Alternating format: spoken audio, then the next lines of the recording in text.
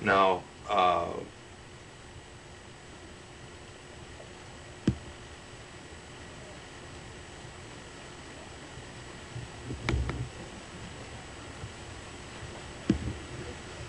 the advantage to the hadori is that you can do something with the mura-nie. That is, you can put it into the whitened area, or you can leave it out as aesthetic values would dictate on each blade.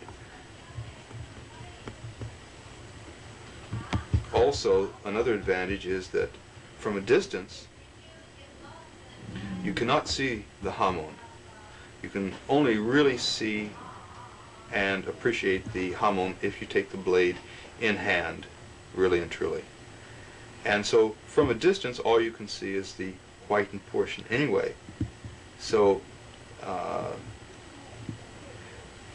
in doing the hadori style polish, number one, when taking the blade in hand, you can see the hamon very, very clearly, very, very beautifully. And from a distance, when you cannot see the real true hamon proper, you can appreciate the outline of the hamon and appreciate it much as you would a picture. And if the hadori is indeed well done,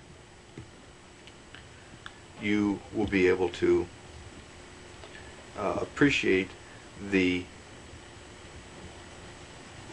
shape of the hadori and its relationship to the coloration of the steel and the overall sugata, or shape of the blade. So the sword can be appreciated, one, at a distance as you would a picture, a painting, or a tapestry, a piece of fine porcelain, I suppose. And on the other hand, it can be taken in hand and looked at more closely so that you can see the intrinsic workmanship as you would when you got up close and actually looked at a painting. You would see the brushwork. So a sword is not, artistically is not one thing, but it is technique and it's technology, scientific technology, and its aesthetic taste. And for this reason, I personally favor the hadori style over the sashikomi in most instances, in nearly all instances, quite frankly. There may be a few instances in which the sashikomi may be more effective artistically, but those cases are very few. And also, there are blades in which you cannot effectively and tastefully even do sashikomi. Whereas in the case of hadori, hadori can be done on any blade. In some books, it's written that the hadori style is newer than the sashikomi, and that it only got its start in the Meiji period with the advent of electricity. Prior to that, blades were done in sashikomi and were viewed under the light of a candle. Well, this is only partially true. In early days, they had both sashikomi and hadori. Even, I think, in the earliest days, they had the Hadori style, the style that I prefer and the style that I'm presently doing at this time. I think they had it at a very early period, and I know that most certainly it was done in the mid-Edo period, and it was not something that was suddenly developed or discovered with the advent of the electric light bulb. It certainly was used and done and was appreciated artistically and thought well of even in the Edo or even earlier periods. However, the care with which the Hadori is done at present, and the very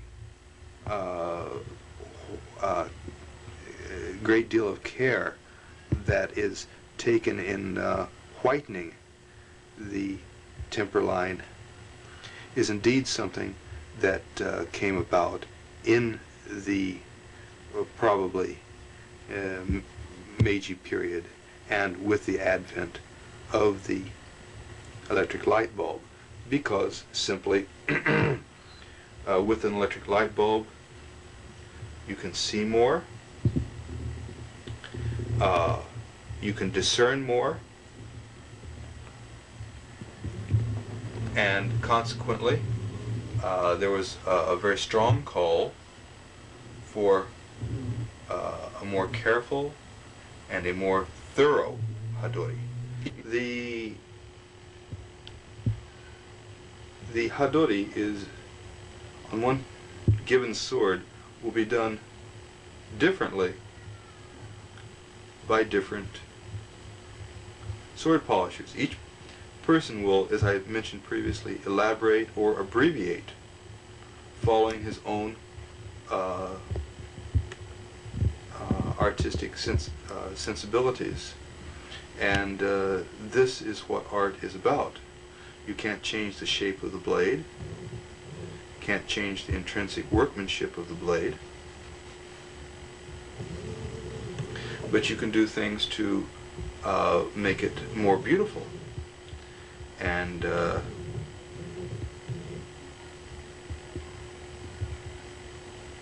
these sensibilities are something that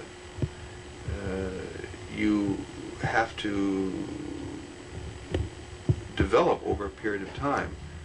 Nothing is cut and dried. Each sword is different, and each person will look at the sword, the same sword, in a slightly different light. And because of that, this makes for a very, very interesting art form.